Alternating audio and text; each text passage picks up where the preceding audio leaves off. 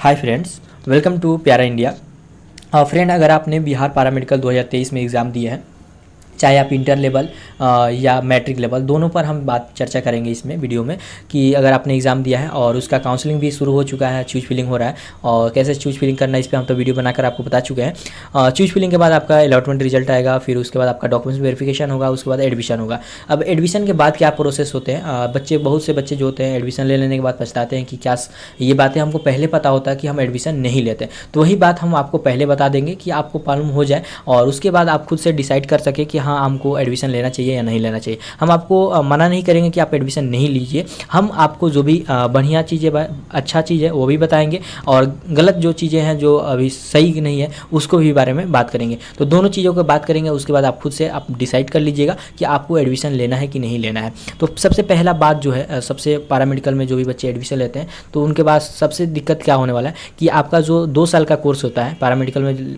लगभग जीएनएम को छोड़कर सभी कोर्सेज 2 साल के हैं और ड्रेसर जो कोर्स है, सर्टिफिकेट कोर्स है, ये 1 साल का है। तो जीएनएम और एएनएम को छोड़कर जितने भी कोर्सेज हैं उनका सेशन लेट है। पूरा हम साफ साफ बात बता रहे हैं, ये सेशन लेट है। बता दें आपको कि 19 बैच में जो एडमिशन लिया है पैरामेडिकल कोर्सेज में जीएनएम और एएनएम को छोड़कर, उनका अभी तक फाइनल एग्जाम नहीं हुआ, जो कि 2 साल का कोर्स है। यहाँ पे 2023 चल रहा है, अभी तक उनको फाइनल एग्जाम नहीं हुआ है। अभी एग्जाम होगा, बता दें डेट आ चुका है, मगर अक्टूबर में एग्जाम होगा। अक्टूबर में एग्जाम होगा, उसके बाद 1 से 2 महीने लग जाते हैं प्रैक्टिकल एग्जाम होने में। प्रैक्टिकल एग्जाम होने के बाद आपका रिजल्ट आने में 2 से मिनिमम 3 से 4 मंथ लग जाते हैं।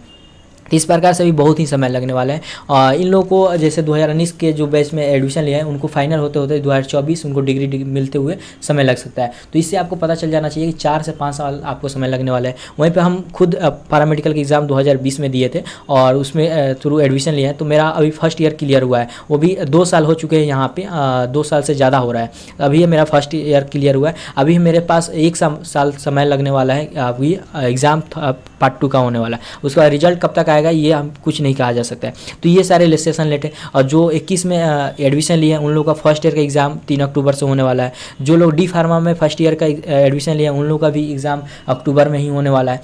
तो इस प्रकार से आप देख लीजिए कितना सेशन लेट है। 2022 में जो एडमिशन लिए हैं उन लोगों का भी फर्स्ट ईयर का एग्ज़ाम कैसे होगा जबकि 2021 का ही नहीं हुआ है। तो ये सारी बात है, सेशन बहुत ही लेट है। जीएनएम और एएनएम को छोड़कर, जीएनएम और एएनएम करना चाहते हैं आपके लिए बेस्ट है, उसके लिए आपका सेशन समय पे है, उसमें आप एडमिशन ले सकते हैं। तो ये सिर्फ गर्ल्स के लिए है, मगर बॉयज़ के लिए जो कोर्स हैं या जो भी गर्ल्स भी पैरामेडिकल कोर्सेज जैसे कि ओटी असिस्टेंट हो गया, डी फार्मा हो गया, डीएमएलटी हो गया या एक्सरे टेक्नीशियन हो गया और बहुत सारे कोर्सेज हैं। और ड्रेसर हो गया। ड्रेसर का सबसे बड़ा दिक्कत है कि 1 साल का सर्टिफिकेट कोर्स है, आपको करने में 2 से 2.5 साल लग जाता है। और देखिए बात है, एक सेशन लेट नहीं है। सेशन लेट होने के साथ साथ क्या होता है कि बच्चे जो भी हैं, अधिकतर बच्चे दूसरे डिस्ट्रिक्ट में या अपने घर से दूर कॉलेजों में एडमिशन ले लेते हैं और उनको बाहर रहने के लिए खर्चा लगता है। क्योंकि आप बाहर रहिएगा, हॉस्टल में ही रहिएगा या कहीं भी रहिएगा तो आपको खर्च हो रहे हैं 3 से 4 हज़ार रुपये पर मंथ खर्च हो रहा है। तो इससे आप अंदाज़ा लगाइए कितना पैसे आपको खर्च होने वाला है, जो कि 1 साल का कोर्स के लिए आपको कितने पे करना होगा और समय भी आपका बर्बाद होगा।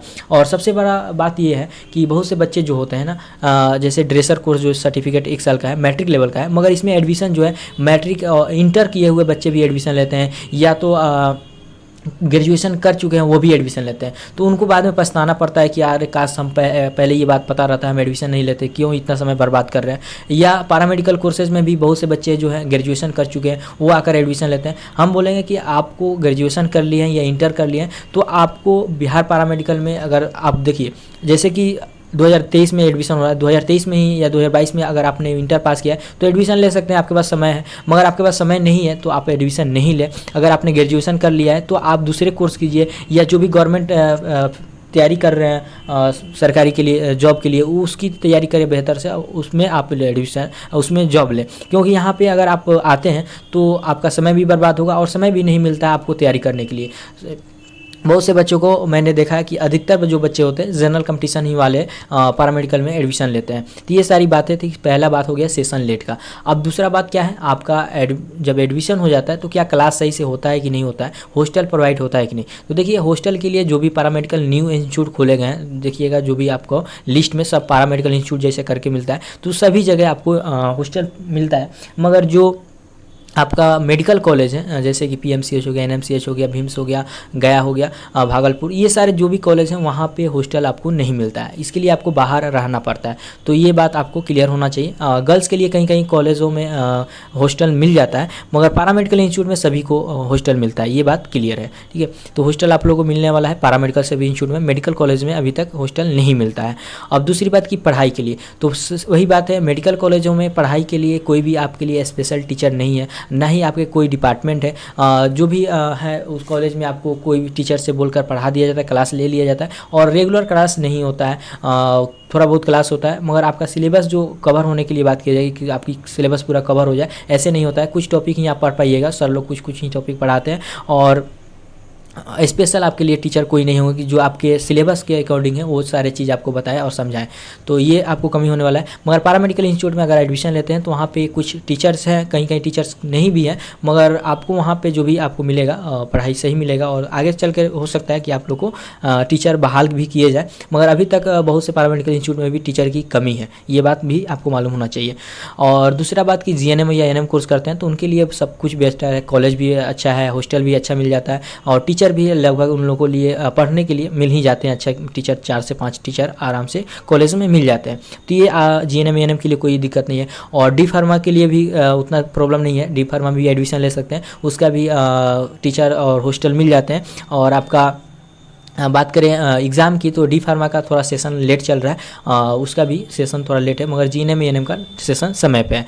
अब बात होती है पढ़ाई के लिए भी बात हो गया, और अब है कि आपका ड्यूटी होता है, तो ड्यूटी लगता है तो पेड इंटर्नशिप राशि जो मिलता है, जो बोलते हैं बच्चे स्कॉलरशिप, तो स्कॉलरशिप भी मिलता है, मगर कॉलेज के ऊपर है, कॉलेज वाले अगर प्रोवाइड करते हैं तो मिलेगा, नहीं तो नहीं मिलता है, उसके लिए प्रोसेस होता है। और एक होता है बिहार सरकार द्वारा आप जो वर्क करते हैं उसके लिए अभी नियम लाया गया है कि 1500 रुपये पर मंथ आपको मिलेंगे।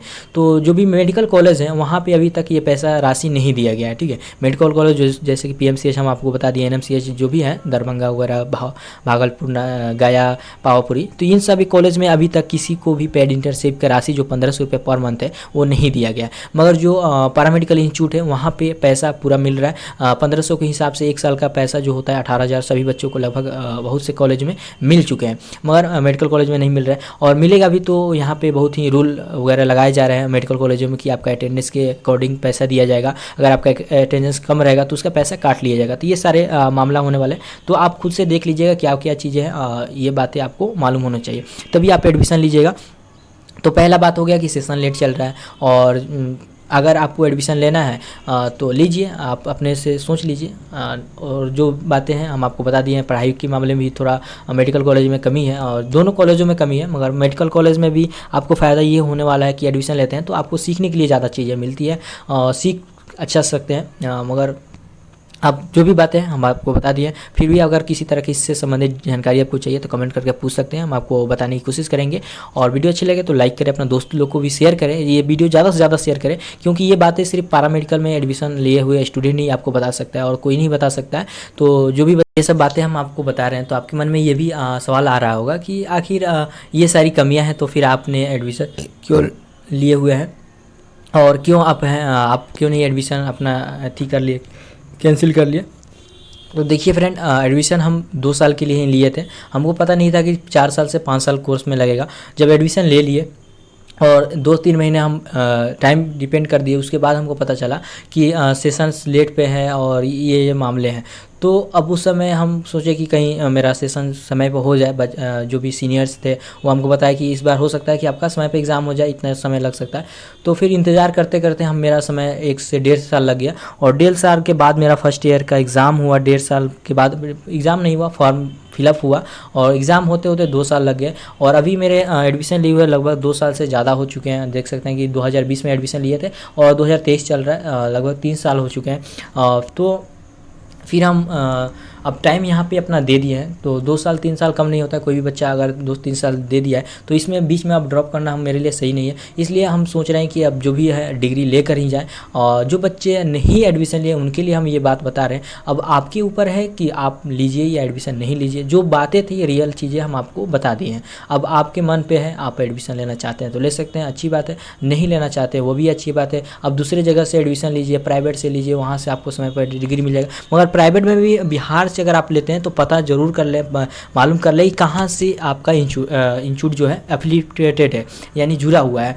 जैसे कि बिहार सरकार से जुड़ा हुआ है तो उसका भी समय उससे ही होने वाला है, ये बात आपको पता होना चाहिए। उसका भी समय यही है, क्योंकि बिहार सरकार का जो भी एग्ज़ाम कंडक्ट चाहे डी फार्मा का हो या पैरामेडिकल जितने भी कोर्सेज हैं उन सभी का एग्ज़ाम नालंदा मेडिकल कॉलेज के ऑफिस है, वहीं पे उसी के द्वारा कराया जाता है। सारा प्रक्रिया आपको वही कराता है। तो ये पता होना चाहिए आपको, पहले कॉलेज से पता कर लेना है कहाँ से एफिलिएटेड है, कौन सा कोर्स कराया जाता है। अगर दूसरे कॉलेज से तो उसको भी पता कर लेना चाहिए कि सेशंस में पे है कि नहीं, उसके बाद ही आप एडमिशन लें। तो फ्रेंड वीडियो में बस इतना ही। वीडियो अच्छी लगे तो लाइक करें, अपने दोस्तों को शेयर करें। Thank you.